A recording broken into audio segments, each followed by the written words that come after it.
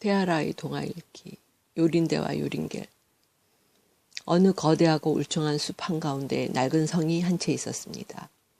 성에는 늙은 여자가 혼자 살고 있었는데 이 여자는 엄청난 마술을 쓰는 마법사였습니다. 낮에는 고양이나 올빼미로 변했다가 밤이면 도로 인간의 모습으로 돌아왔습니다. 마법사에게는 새나 그 밖의 사냥감을 꿰어내는 능력이 있었습니다. 마법사는 걸려든 동물들을 죽여서 구워 먹었습니다. 성에서 100보 이내의 거리 안에 남자가 들어오면 마법사는 즉시 마법을 걸었습니다. 그러면 남자는 마법이 풀릴 때까지 꼼짝없이 그 자리에 서 있어야 합니다. 또한 마법을 걸 수 있는 범위 안에 순결한 처녀가 들어오면 새로 변하게 만들어서 버드나무 바구니에 집어넣었습니다. 그런 다음 성 안에 있는 한 방으로 바구니를 들고 갔습니다. 그 방에는 그런 보기 드문 종류의 새가 든 바구니가 줄잡아 7,000개 이상이나 있었습니다. 한편 그 나라에는 요린대라는 처녀가 있었습니다. 그녀는 나라 안의 그 어떤 여자보다도 아름다웠으며 또한 그녀는 요린겔이라는 잘생긴 젊은이와 결혼을 약속한 사이였습니다. 결혼을 기다리면서 두 사람은 함께 지내는 것이 무척이나 즐거웠습니다. 어느 날 요린대와 요린겔은 숲으로 산책을 나갔습니다. 호젓한 숲길에서 단둘이서만 이야기를 나누고 싶었던 것입니다. 성에 너무 가까이 가지 않도록 조심해요. 요린겔이 말했습니다. 저녁에는 나물줄기를 환히 비추고 지푸른 숲에 빛을 던져주었습니다. 맷비둘기는 늙은 자작나무에서 구슬피 노래를 부르고 요린대는 이따금 눈물을 떨구었습니다.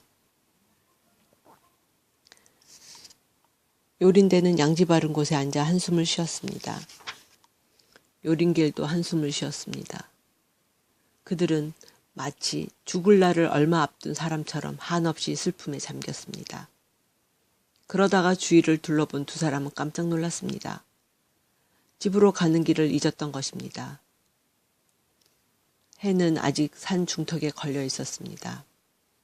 요린겔은 덤불 사이를 헤치고 보니 그리 멀지 않은 곳에 낡은 성벽이 보였습니다. 요린겔은 기겁을 하고 요린대는 노래를 불렀습니다. 붉은 목걸이를 한 나의 작은 새가 슬피 슬피 슬피 우누나 비둘기가 곧 죽는다고 구슬피 우누나 구슬피 우누나. 바로 그때였습니다. 요린겔이 요린대를 보니 어느새 요린대는 집바퀴 새로 변해 있었습니다.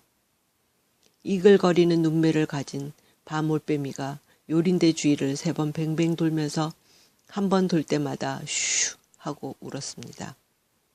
요린겔은 옴짝달싹 할 수 없었습니다. 그대로 돌처럼 굳어버려서 울 수도 말할 수도 손발을 움직일 수도 없었습니다. 해가 지자 올빼미는 덤불로 날아 들어가더니 빼빼 마른 노파가 되어 금세 돌아왔습니다.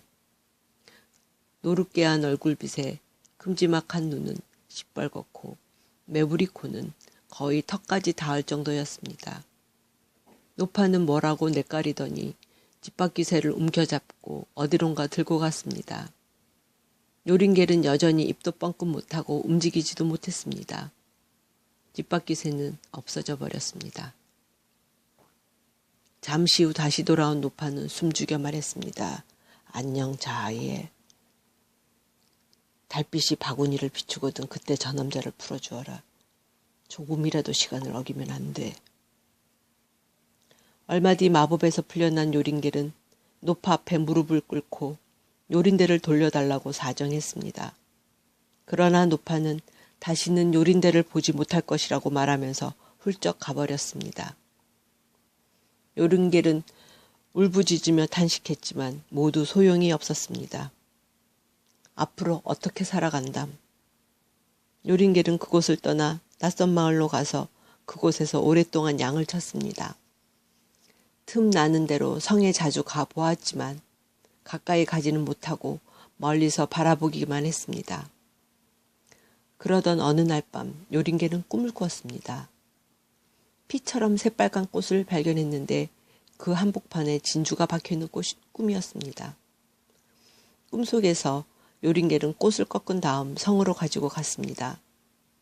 꽃이 닿는 것마다 마법에서 풀려났습니다. 꿈에서 요린겔은 고생하다가 그 꽃 덕분에 요린델을 다시 찾았습니다. 다음 날 아침 눈을 뜨자마자 요린겔은 산이란 산, 골짜기란 골짜기는 모두 뒤지면서 꿈에서 본 꽃을 찾아 돌아다녔습니다.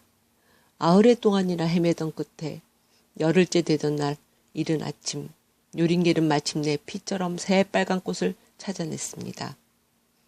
요린겔은 밤낮을 가리지 않고 부지런히 걸어 성에 닿았습니다. 성에서 100걸음 안으로 들어갔지만 마법에 걸리지 않고 무사히 성문 앞에 올 수 있었습니다. 요린겔은 몹시 기뻐하면서 문에다 꽃을 댔습니다. 문이 활짝 열렸습니다. 안으로 들어가 정원을 가로질렀습니다.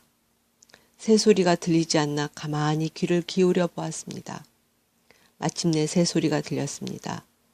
요린겔은 마법사가 7,000개의 바구니 안에 든 새들에게 모이를 주고 있는 방 안으로 들어갔습니다. 마법사는 요린겔을 보더니 불같이 화를 내며 호통을 쳤습니다. 독까지 품어댔습니다. 그렇지만 요린겔의 몸 가까이로는 접근하지 못했습니다. 요린겔은 마법사를 무시하고 방 안의 바구니들을 하나하나 뒤졌습니다. 집박이만 해도 수백 마리가 있었기 때문에 어디서 요린델을 찾아낼지 눈앞이 캄캄했습니다. 바구니를 열심히 뒤지고 있는 요린겔은 마법사가 몰래 바구니 하나를 집어들고 문 쪽으로 가는 것을 보았습니다. 요린겔은 번개처럼 그리로 달려가서 바구니와 마법사의 몸에 꽃을 갖다 댔습니다.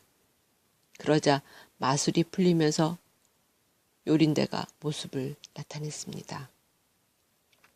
요린대는 요린겔의 목을 두 팔로 얼싸안았습니다. 요린델은 여전히 아름다움을 간직하고 있었습니다. 요린겔은 다른 새들의 마법도 풀어주어 아름다운 처녀의 모습으로 되돌려준 다음 요린대와 함께 집으로 돌아갔습니다. 그리고 둘은 오래오래 행복하게 살았습니다.